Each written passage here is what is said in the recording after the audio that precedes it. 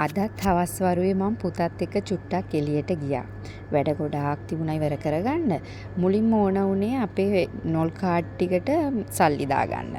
අනේ ඊයේ මගේ වීඩියෝ එකකින් මං කිව්වට මේ මැෂින් හැමතැනම තියෙනවා කියලා. අනේ සමා වෙන්න. මේ මැෂින් හැමතැනම තියෙන්නේ බස් ස්ටේෂන් වලයි මෙට්‍රෝ ස්ටේෂන් වලයි විතරයි. එතකොට මම ඉන්න තැන ඉඳලා සෙන්ටර් පොයින්ට් මෙට්‍රෝ ස්ටේෂන් එකට ගිහිල්ලා මම මේ නොල් කාඩ් එකට සල්ලි දාගත්තා. මොකද හේතුව මේ පුතාට ආෆ්ටර් ස්කූල් පන්ති වැටලා තියෙනවා. එතකොට එයාට වෑන් එකේ ගෙදර එන්න වෙන්නේ නැහැ. එතකොට හෙට තමයි එයා ඉස්සෙල්ලාම පබ්ලික් ට්‍රාන්ස්පෝර්ට් යූස් කරලා ගෙදර එන්නේ. ඉතින් එයාට නොල් කාඩ් එක මම චාර්ජ් කරගන්න තමයි මෙතනට ආවේ. මේ තියෙන්නේ සෙන්ටර් පොයින්ට් මෙට්‍රෝ ස්ටේෂන් එක. ඒ වැඩේ ඉවර වෙලා අපි දෙන්නම් මේ හිමීට යන්නේ. මගේ පොලිස් ක්ලියරන්ස් සර්ටිෆිකේට් එකක් ගන්න ඕමනලා තියෙනවා. ඒ වැඩේ කරගන්න ඔන්ලයින් මේ හැමදේම කරන්න පුළුවන්. එහෙත් මගේ UAE පාස් ඇප් එකේ පොඩි ප්‍රශ්නයක් තිබුණා. ඒ හින්දා මට පොලිසියටම යන්න වුණා ඒ ගැන විස්තර දැනගන්න. මොකද කියනවා නම් ඒක මැනුවල් අපිට පොලිසියෙන් කරගන්නත් පුළුවන්. එතකොට ඒකට ඩිරාම් 200ක් විතර අපි ගෙවන්නත් ඕන. දැන් ඔයාලා බලනවා ඇති මේ හැම තැනම කහයිරි විතරයි මේ වීඩියෝ එකේ තියෙන්නේ කියලා. ඇත්තටම අනිවාර්යෙන් අපි මෙහි පාර මාරු වෙන්න ඕන කහයිරි පාවිච්චි කරලම විතරයි. අපි නිකන් හරි වෙන තැනකින් පාර මාරු වෙලා පොලිසියට මාට්ටු වුණොත් අපිට ෆයින් එක ඩිරාම් 400ක්. එතකොට කවුරු හරි ඩ්‍රයිවර් කෙනෙක් අපිට කහයිරෙන් පාර මාරු වෙන්න නොදී ගියොත් ඩ්‍රයිවර්ටත් ෆයින් එකක් තියෙනවා ඩිරාම් 500ක. ඒ විතරක් නෙමෙයි එයාලට බ්ලැක් පොයින්ට්ස් 6කුත් හම්බෙනවා එයාලගේ ලයිසන් එකට. දැන් මේ වෙලාවේ පොඩ්ඩක් සීතලයි. පොඩ්ඩක් කියන්නේ සෙල්සියස් 23ක් විතර වගේ තියෙන්නේ. අපි චූටි සද්ද බද්ද ටිකකුත් තියෙනවා වටපිටාවේ. කොහොම හරි පොලිසියට ආවට ඒ වැඩේ කරගන්න හම්බුන්නේ නැහැ. මට වෙන පොලිසියකට යන්න කියලා මෙතනින් කිව්වා. මොකද මම දැන් මගේ වීසා එක කැන්සල් කරලා ඉන්නේ මේ දවස්වල අලුත් ජොබ් එකට ජොයින් වෙන්න. ඒ හින්දා මොන හරි අප්ඩේට්ස් තියනවද මම දන්නේ නැහැ. මට මේ ඔන්ලයින් මගේ සර්ටිෆිකේට් එක ගන්න විදිහක් නැහැ. එතකොට මේ පේන්නේ මම දැන් ඊළඟට බඩු ටිකක් ගන්න යන්නේ ගෙදරට. එකටයි පුතාගේ S2 පෙන්නුවා අපි ඊයේ ડોක්ටර් කෙනෙකුට. යාට පොඩ්ඩක් පේන ප්‍රශ්නයක් තියෙනවා. එතකොට ඒකට ડોක්ටර් ලියපු කණ්ණාඩිය බලන්නත් එක්ක තමයි මෙතනට යන්නේ. දැන් ඒ ලුලු එක අපිට පෙවුනට කෙලින්ම පාර පයින්න බෑ. ඒක පහු කරගෙන ටිකක් ඉස්සරහට යන්න වෙලා තියෙනවා. මොකද කහයිර තියෙන ඊට ටිකක් එහායි. එතකොට පොඩි රවුමක් තමයි. ඉතින් ඒ වුණාට පොලිසියත් ළඟම හින්දා බයට කෝකටත් පුතයි මමයි දෙන්නම කහයිරම පාවිච්චි කරා පාර පයින්න. මේ ලුලු එක ඇතුලේ හැමදේම තියෙනවා. ඒ කියන්නේ රත්තරන් බඩුද, කණ්ණාඩි, ඇඳුම් පැළඳුම් ඒවා හැමදේම පොඩි ෂොප්ස් උඩ තියෙනවා. පල්ලෙහා ඔක්කොම ග්‍රොසරි අයිටම් ගෙදරට ඕන කරන බඩු තියෙනවා. අපි මුලින්ම ගියා මෙයාගේ මේ කණ්ණාඩියේ වැඩේ බලන්න. ඉතින් එන ගණන් මෙහි ඉතින් හැමදේම ගණන්. මේ ලංකාවේ සල්ලි වලට ඒක කන්වර්ට් කරලා බලනකොට ඉතින් බර ගාණක් වුණා. කොහොම හරි ඊට පස්සේ අපි ආවේ මේ ලෝලු ටික ගන්න. මේ ලූණු හැබැයි අද නම් එච්චර සාර්ථක නෑ ඒවා. මේක මේ ඉන්දියන් ලූණු එකක්. මේ කාලෙකින් කෑවේ නැති හින්දා මට සීනි සම්බෝලයක් කන්න ඕන කියලා හිතුණා. ඒ හින්දා ටිකක් වැඩිපුර ලූණු ගත්තා. එතකොට මේ පේන්නේ ඩිරාම් 2.75ක් වෙනවා කිලෝ එකක ගාන. ඒක ලංකාවේ සල්ලි වලට කන්වර්ට් කරලා බලන්න. දැන් මේ දවස්වල අද නම් 84යි 99යි ඩිරාම් එකක ගාන. මේ මඤ්ඤොක්ක ලංකාවෙන් ආපුවා. ඒවත් බලන්න ඩිරාම් 5යි 45ක් කිලෝ එක. පුතා එපා කියපු හින්දා මම ගත්තේ නෑ. මේ එතකොට මේ පළතුරු හැමදේම තියෙනවා. ඒවා ගහලත් තියෙනවා ආවේ මොන රටෙන්ද කියලා. එතකොට මේ කැකිරි කන්න හිතුණා. දැන් හුඟ දවසකින් ගෙනාවේ නැති නිසා පුතාටම කිව්වා තෝරන්න කියලා. මොකද මෙයා හැමදාම කඩේ ඇරලා මොන හරි ගෙන්න ගත්තොත් ගේන්නෙම එක්ක කුණු වෙච්ච නරක් වෙච්ච මොන හරි ඔහේ උස්සගෙන එනවා. ඒ හින්දා මට මහත්තයා කිව්වා එක්කන් ගිහිල්ලා ඒවා කියලා දෙන්න හරි මෙහි කියලා. ඉතින් ඒ හින්දා එයාටම අවස්ථාව දුන්නා මං එළවලු තෝරන්න අද හැම දෙයකටම. මොකද අපිට මෙහෙම අවස්ථා හම්බෙනවා අඩුයි. ඉතින් එකට මේ තියෙන්නේ බණ්ඩක්කා බෝංචි, කරවිල, එතකොට මේ තියෙන්නේ මෑ කරල්. මෑ කරල් නම් ටිකක් ගණන්. ඒ වුණාට මගේ කෙල්ලෝ දෙන්න කන්න ආස නිසා මම මෑ කරල් ගත්තා. පුතාට නම් එපා කිව්වා. එයාට ඕන කියලා තමයි මේ රතුවල අපි අරගත්තේ. රතුවල මමත් නම් වැඩිය කන්න ආස නැහැ. ඒ වුණාට ඉතින් පුතා කනවා කියපු හින්දා මේ අනිත් දෙන්නත් කයි කියලා හිතලා අරගත්තා. එතකොට රතුවල කිලෝ එක ගාන තියෙන්නේ ඩිරාම් මේ උඩ තියෙනවා. මේ ඩුබායි වට්ටක්කත් මං හරි ආස කෑමක්. රතුවල 4.95ක්. එතකොට අපිට මෙහි ලංකාවේ ලීක්ස් නෑ. ලංකාවේ ලීක්ස් තියෙනවා මාරම ගණන් ලංකාවේ වගේ එකක්. එතකොට අපි මේ ලුණු කොළ තමයි ගන්නේ සාමාන්‍යයෙන් ඔය නූඩල්ස් රයිස් හදන ඒවට. මේ හරිය තියෙන්නේ ඔක්කොම පලා ಜಾති. එතකොට මම අද රතු තම්පල මිටියක් ගත්තා පරිප්පු දාලා උයන්න කියලා හිතලා. මොකද මෙයාලට ටිකක් කොළ ಜಾති කැවෙනවා අඩුයි. එතකොට මේ තියෙන්නේ මින්ට් කොළ. පුතාටම කිව්වා මම ඒවත් ඔක්කොම තෝරලා බලලා ගන්න කියලා. මේ තියෙන්නේ රතු තම්පලා. මේ මිටියක් මං හිතන්නේ ඩිරාම් එකක් හරි 1.50ක් හරි වගේ තමයි උනේ. මෙහි රශීඩියාවලම තියෙනවා තව ලංකාවෙම බඩු වෙන කඩයක්. හැබැයි හොඳ අලුත් දේවල් ගන්න නම් ඒකේ මං හිතන්නේ සිකුරාදා සෙනසුරාදා තමයි යන්න ඕන බඩු ගන්න. එතකොට මේ තියෙන්නේ පාස්ලි කොළ. තක්කලි ටිකකුත් ගන්න ඕන.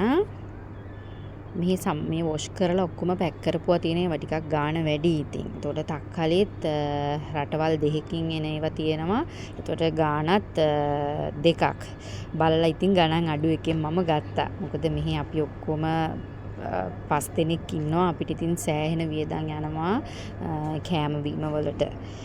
අනික තමයි දැන් මං ඉන්නේ මේ හරිය රශීඩියානේ. ඒක පොඩ්ඩක් නගරාසන්න ගතියක් නැහැ. කියන්නේ නගරයක තියෙන අර හැමතිස්සෙම වාහන යන එහෙම අර ලොකු කලහකාරී ගතියක් මිනිස්සු ගොඩ ගැවසෙන ගතියක් නැහැ.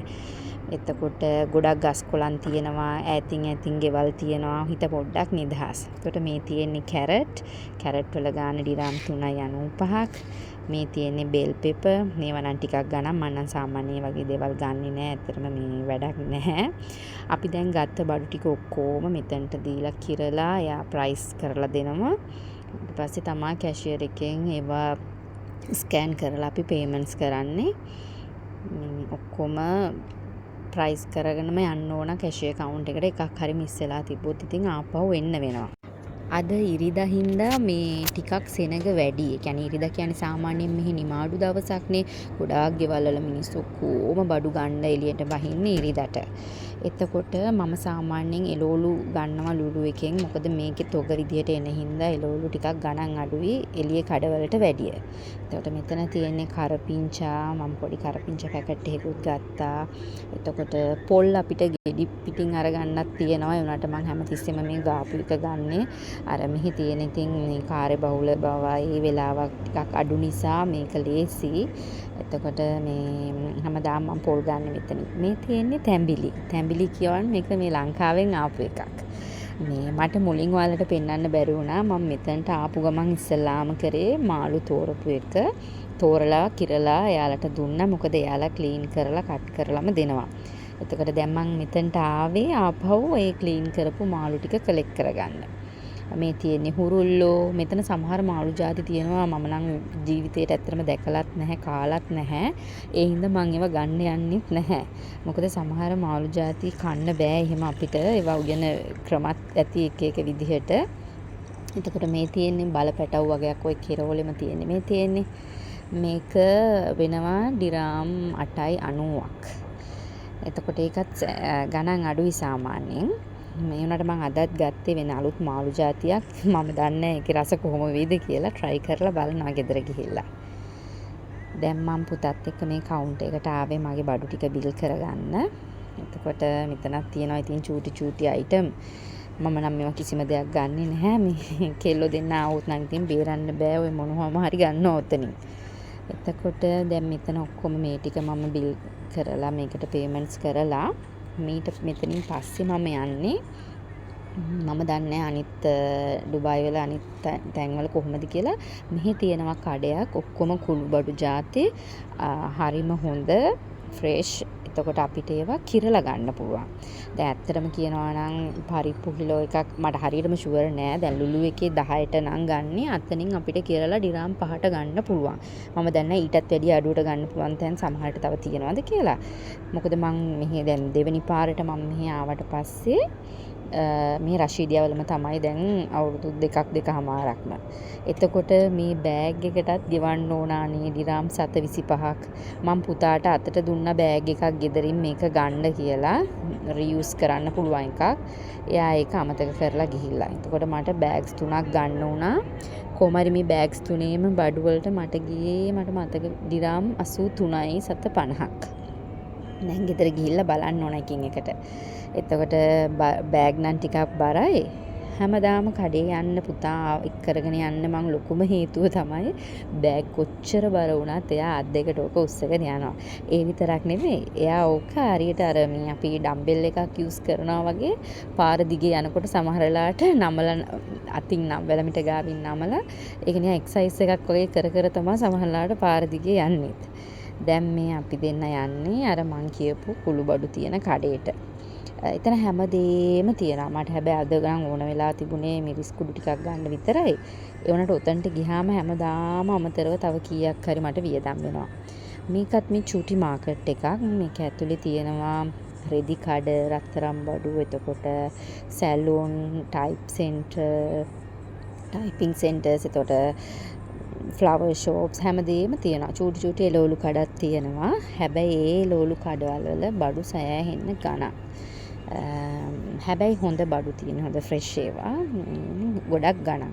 මෙහි ගොඩක් වෙලාවට ඉතින් ওই තැලිච්ච පොඩි වෙච්ච වගේ දේවල් විකුණන්න එනවා හරි අඩුයි.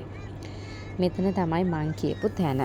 එතකොට මේ තියෙන්නේ කෑලි මිරිස්, එතකොට වේලිච්ච මිරිස් හැමදේම මෙතන තියෙනවා. මේ ඔක්කොම අපිට ඕන කියන ගානට, ඒ කියන්නේ දැන් කිලෝ එකක ගාන 10 වුණත් අපි කිව්වොත් ඩිරාම් 7ක දාන්න, ඩිරාම් 8ක දාන්න කියලා එහෙම දාලා දෙනවා. මේ තියෙන්නේ චූටි කරෝල පැකට්. බලන්න මේ හාල් මැස්සෝ ඩිරාම් 6.50ක්. ඒක නම් හැබැයි මෙතන ගණන් වැඩි. ඒ වුණාට මට මේ හරිය කරෝල ගන්න වෙන කිසිම තැනක් නැහැ. ලුලු එකේ තියෙන කරෝල ಜಾති අපිට කන්න පුළුවන් ඒවා නෙමෙයි. ඒවා මීටත් වැඩිය ගණන්. මේ තියෙන්නේ පාට පපඩම්. මේවා නම් ලංකාවෙත් තියෙනව නේද? එතකොට මෙතන තමයි මම ඔක්කොම දේවල් කිරලා ගන්නෙ. මේ තියෙන්නේ සව් සුදු පාටට. එතකොට මේ තියෙන්නේ වදමල් තේ. මම කලින් මගේ Facebook page එකේ වීඩියෝ එකකුත් දැම්මා හදලා බොන එකක්. එතකොට මේ තියෙන්නේ green peas පොඩි bites ජාටිත් මෙතන තියෙනවා. මේ කෙසෙල් කන් බැදලා මේ දෙකේම තියෙන්නේ එකක් sweet එකක් sour එකක්.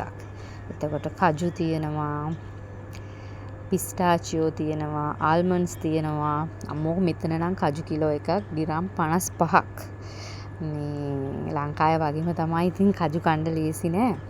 එතකොට මෙතනින් මං ආයේ පාර පැන්නේ. මට පයින්ුත් එන්න පුළුවන් දුරක තමයි අපි ඉන්නේ. ඒ වුණාට බඩුත් උස්සගෙන මේ සීතලේ අපි දෙන්නම ජැකට් එකක්වත් දාගෙන ආවේ නෑ. ඒ නිසා පයින් යන්න අපි දෙන්නට කම්මැලි හිතුණා. එතකොට මෙතන පාර පැන්න ගම බස් ස්ටොප් එකක් තියෙනවා. ඉතින් ඒ බස් එක එනකන් තමයි අපි දෙන්න මේ ඉන්නේ. එතකොට මේ හැම බස් ස්ටොප් එකක් ළඟම එතන බෝඩ් එකක ගහලා තියෙනවා. එතන නවත්තන බස් මොනවද, ඒ බස් කොහාටද යන්නේ, එතකොට බස් තියෙන වෙලාවල් හැමදේම ওই බස් ස්ටොප් එකේ ගහලා තියෙනවා. මම මේ පුතාගෙන් ඇහුවේ මූණ චුට්ටක් පෙන්නනවද කියලා. කැමතිම නෑ පෙන්නන්න මූණ. අයි දන්නේ නෑ. හොරාට තමයි ওই චුට්ටත් ගත්තේ. ඕක දැන් දැක්කම මට බනි. අපි දෙන්න ඊට පස්සේ බස් එකට නැග්ගා. දැන් මේ බස් එකේ මං හිතන්නේ හෝල්ට් 6ක් විතර වගේ තමයි තියෙන්නේ. ඇත්තටම මේ කෙලින් එනවා නම් එච්චර දුර නෑ. මේක ඉතින් පොඩි රවුමක් ගිහින් යන්නේ. එතකොට මමයි පුතයි මෙතන ඉඳගත්තා. මේ තියෙන්නේ නෝල් කාඩ් ටැප් කරන මැෂින් දෙක. එතකොට අර පේන ස්ක්‍රීන් එක වැඩි ක්ලියර් නැහැ. ඒ වුණාට ඕකින් පෙන්වන්නේ ඊළඟට තියෙන බස් ස්ටොප් එකේ නම මොකද්ද, පිළිවෙලට තියෙනවා උඩට ඊළඟට තියෙන්නේ මොනවද කියලා. ඒ විතරක් නෙමෙයි බස් එක ඇතුලේ announcement එකකුත් යනවා ඊළඟ බස් ස්ටොප් එක මොකද්ද කියලා. අනිත් වැදගත්ම දේ තමයි කවුරුවත් නැග්ගත් බැස්සත් ඩ්‍රයිවර් මහත්තයා අනිවාර්යෙන් බස් ස්ටොප් එකේ බස් එක නවත්තන්න ඕන. දැන් මේකේ තියෙනවා බස් එක නවත්තන්න ඕන නම් ප්‍රෙස් කරන්න ඕන බෙල් එකක්. ඒ නැතත් අනිවාර්යෙන්ම ඩ්‍රයිවර් මහත්තයා මේ බස් එක නවත්තනවා ස්ටොප් එකේ. එතකොට කාටවත් බ්‍රේක් ගහනකම් අර හිටගෙන ඉන්න එහෙම ඕනේ නැහැ. බස් ස්ටොප් එකේ නවත්තපුවාම නැගිටලා බැහැලා යන්න පුළුවන්. ඒක මේ මං හිතන්නේ අනිවාර්ය නීතියක්. හැබැයි හිතන්නකෝ හදිස්සිය ඔයාලට බස් ස්ටොප් එක මිස් වුණා කියලා අනේ හොව් අයියෝ කිව්වට නම් කොහෙවත් නවත්තන්නේ නැහැ. මේක ඊළඟ ස්ටොප් එකට යනකම්ම යනවා.